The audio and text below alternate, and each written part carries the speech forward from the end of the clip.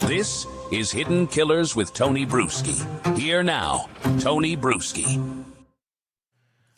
This is a story that started, as these stories do all too often, with someone calling for help. A woman alone, scared, convinced that someone was outside her home. This is the story that you've probably seen the video of, where the woman is having something going on with her. We don't quite know exactly what. She is scared. She thinks somebody's outside of her home. The police show up. She has boiling water on the pot, and the officers claim that she's about to throw it at them, when in reality, she just stoops down, puts it on the ground, and then she gets shot repeatedly by the police.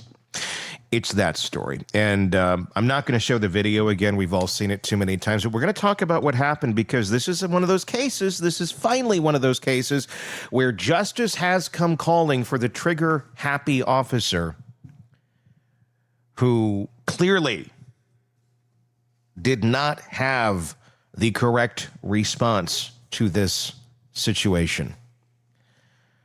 The woman was alone, scared, convinced that someone was outside of her home. She did what anyone is told to do. She called 911. Her name was Sonya Massey, and she would never make it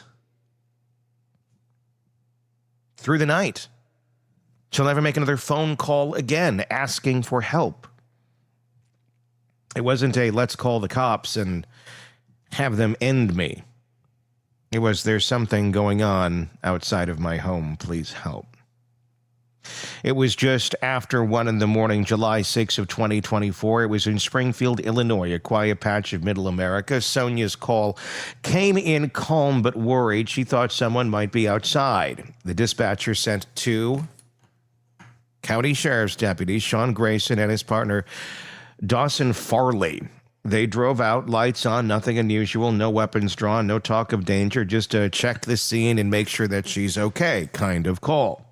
When they arrived, they looked around the property. No one was there. They knocked. Sonya answered. She invited them inside. She wasn't combative or erratic. She wasn't armed. She was frightened, standing in her own living room, just wanting reassurance that whoever she thought was out there wasn't. But that's when something small, something so absurd it defies logic, started the chain of events that would end her life. There was a pot of boiling water on the stove. Maybe she'd been cooking before she got scared. Maybe it was just sitting there from earlier. One of the deputies, not Grayson, noticed it and mentioned it, worried it might be a fire hazard. They asked her to take it off the burner. She walked over, lifted the pot, and started towards the sink. Then Grayson backed up. His partner would later testify he had no idea why. Grayson shouted at her to drop the pot. Sonya froze, confused, still holding it, water steaming. "I rebuke you in the name of Jesus," she said, a phrase familiar to anyone raised around a church, a phrase of self-protection, not a threat. But Grayson took it as one, and he drew his gun. She was not threatening to throw water on him. She was taking the pot off the stove and putting it in the sink. That's where she was headed. And when she got down on the ground, you could hear something like, "I'm sorry," on the ground with the pot. That's when the officer decides, let's discharge our weapon. That's when trigger-happy Sean Grayson decided, this might be the best moment to destroy my life. Is it a decision he regrets? Probably. Is it a decision that, had he had better training, better impulse control, better you name it, could have been avoided? 1,000%. But it is what happened. Shoulda, coulda, woulda. In the space of 3 seconds, Sonya Massey, a 36-year-old mother of 2, was shot in the face in her own kitchen by the very person she'd called to keep her safe. Shot in the face. You know, as you do when you go to a call for a welfare type check. Farley's body cam would later show no threat. Sonya wasn't advancing. She wasn't throwing anything. She was unarmed, standing in her house, and Grayson fired 3 rounds anyway. He would later claim he thought she was about to throw the boiling water, but that's not how policing is supposed to work. Not when you have training. Not when your job is to de-escalate. What a concept. Not when your badge means you're trusted with life and death judgment calls. Ain't no room for error here, especially when you bring that gun out. Grayson didn't render aid either. He didn't rush to help her as she collapsed. His partner did. The woman who had called 911 for protection now lay dying on her kitchen floor, bleeding from her face, and the deputy who shot her stood over her with his weapon still drawn. The body cam footage later released was devastating. The quietness of the moment before the shots, the stillness after, you can hear Farley swearing in shock. You can hear Sonya's last sound, a kind of gurgled cry before she fell. What made this case explode wasn't just the senselessness of the shooting, it was what we learned about Sean Grayson. This wasn't a decorated officer who made a one-time fatal mistake. This was a man who never should have been wearing a badge to begin with. Why?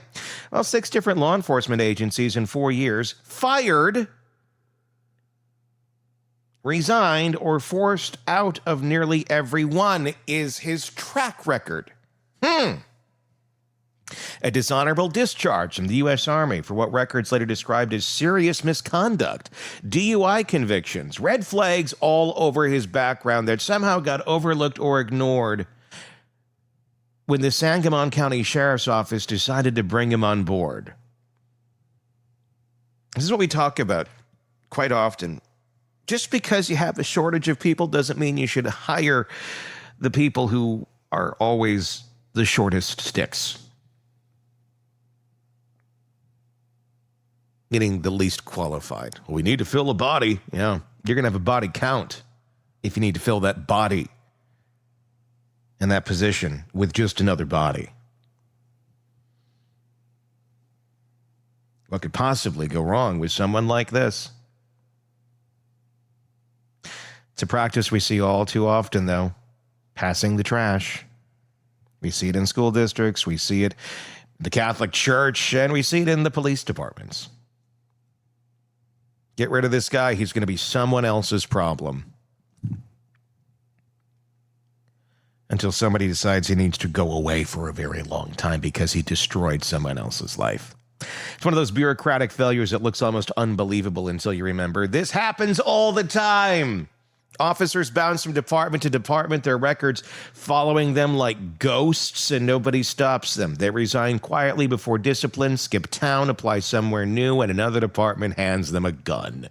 In July of 2024, those failures all caught up to this one woman, unfortunately. The shooting made national headlines. Protesters filled Springfield's downtown, and Sonya, her family held vigils. Civil rights organizations demanded Grayson's arrest, and for once, it didn't take years. He was indicted within 2 weeks. 3 counts of first-degree murder plus aggravated battery with a firearm and official misconduct. The sheriff fired him. The body cam video left no room for the unusual spin. There was no, she's reaching for something. No, he feared for his life. That held up under scrutiny. No, it was just brutality captured from start to finish. But when the case went to trial, that's where the real gut punch came. Because in America, juries are complicated things. We like to think video tells the truth, that footage equals conviction. But trials aren't morality plays. They're legal chess, and the defense played every square. They argued that Grayson believed he was in danger, that Sonya's movement towards him with the boiling water could have caused grievous bodily harm. They leaned on split-second decision-making, on the chaos of policing, on the no one wants this outcome sympathy the jury sometimes extend to cops. The prosecution countered with the footage, the training protocols, the partner's own testimony that he never felt threatened. They walked jurors through every frame, Sonya standing still, the pot lowering the moment the shots were fired. They played the audio where Grayson yelled, "Drop it!" and the fired And then he fired before she could even process the command.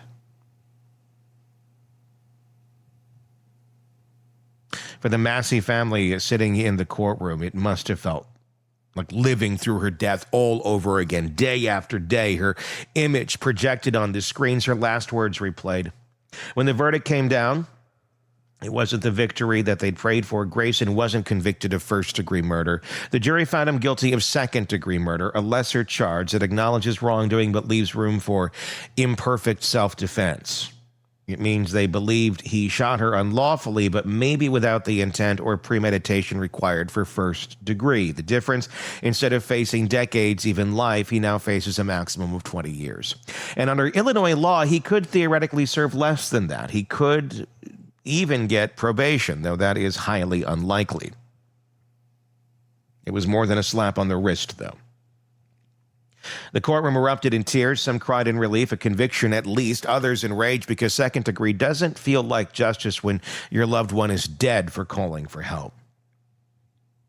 Outside, Sonya's family addressed the cameras. Her mother's voice cracked as she said, "He took my daughter's life and they're calling it a mistake."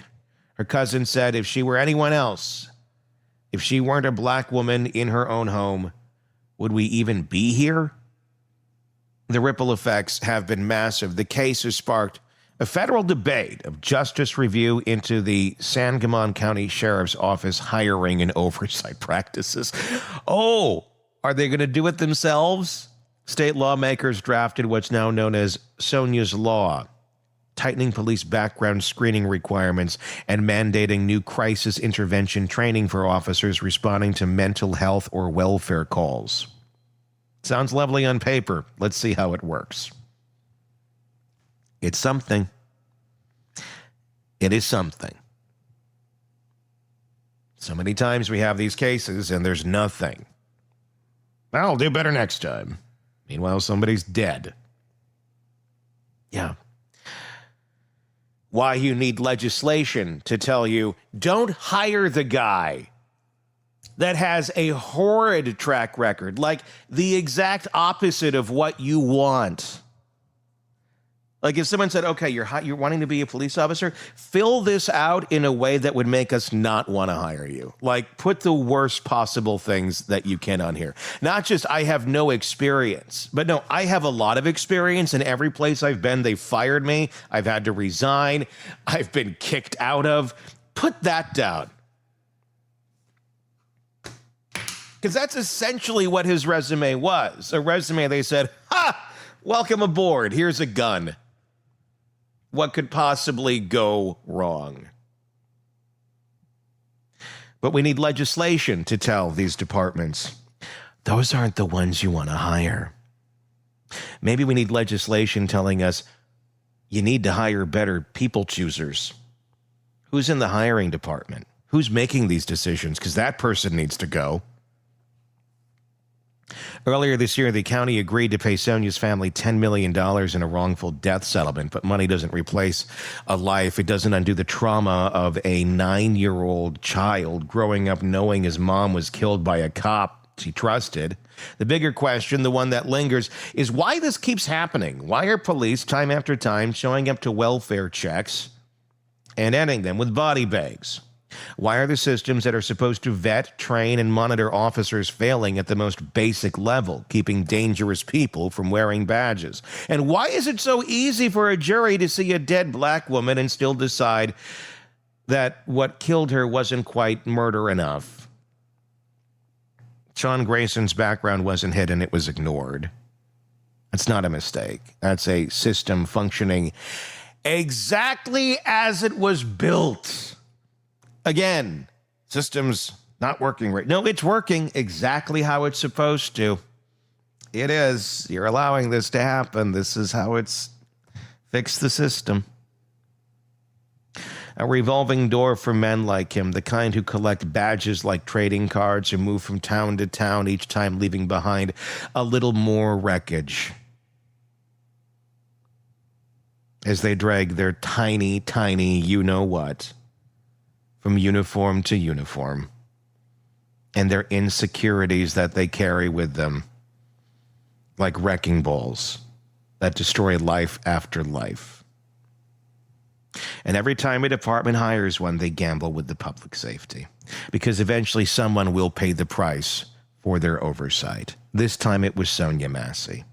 Her story isn't a one-off headline. It's the blueprint of a national crisis. How a 911 call became a death sentence. How institutions protect themselves by labeling a killing accidental instead of asking how someone like Grayson ever made it into uniform. What's chilling is the predictability of all of it. A broken background check, a red flag ignored, a 911 call from a frightened woman, and a gun that ends the conversation. When Sonya said, "I rebuke you in the name of Jesus," it wasn't defiance, it was fear wrapped in faith. It was a plea, not to a man in front of her, but to something bigger, something that could maybe make sense of the madness she saw in his eyes. And seconds later, she was gone. Her family will watch him stand for sentencing in January. They'll hear his lawyer ask for leniency. They'll see him escorted out of the courtroom and into his cell. And they'll go home to a house missing the woman who used to call when she was scared. The mother who just wanted to feel safe in her own skin. It's not about a bad apple. It's about a barrel built to rot. It's about departments willing to overlook serious misconduct in exchange for filling a vacancy. It's about how in this country, accountability for killing a civilian, even one caught on camera, still feels like an exception, not the rule. In the end, the jury said Sean Grayson was guilty, but they didn't say he was a murderer. And that's the part that sits heavy. Because if this isn't murder, what is? There's a quiet fury in the way the story closes, a sense that the system itself is incapable of learning, incapable of looking inward, because to admit fault would mean dismantling the very structure that shields men like Grayson, and that's something law enforcement, as an institution, still can't bring itself to do. Got to put on their big boy pants. So we're left with another name, another hashtag, another family planning a funeral and a vigil, another set of reforms promised but not yet delivered. Sonya Massey's death should have been unthinkable. Instead, it's a reminder of how normalized the unthinkable has become. Every time a cop walks free or gets a lighter sentence, we're told to be grateful for the justice we did get. But gratitude doesn't fit here. What fits is exhaustion. The kind that settles deep in a nation that keeps mistaking accountability for progress. Sonya called for help. The system sent her a bullet. And until that changes, there will be more Sonya Masseys. Different faces, different cities, same story. That's the America we live in, and until we stop accepting it as inevitable, that's the America we'll keep getting. Your thoughts in the comment section on YouTube. If you're not already there, just search Hidden Killers with Tony Brueski. That is where you will find us. You can make that same search wherever you get podcasts. Take us with you there, and on social media as well. Subscribe, follow, do all that stuff, please, so you don't miss any of our commentary and the stories we're following for you right here. I'm Tony Brueski. We'll talk again real soon. Want more on this case and others? Then press subscribe now and don't miss a moment of true crime coverage from Tony Brueski and the Hidden Killers podcast.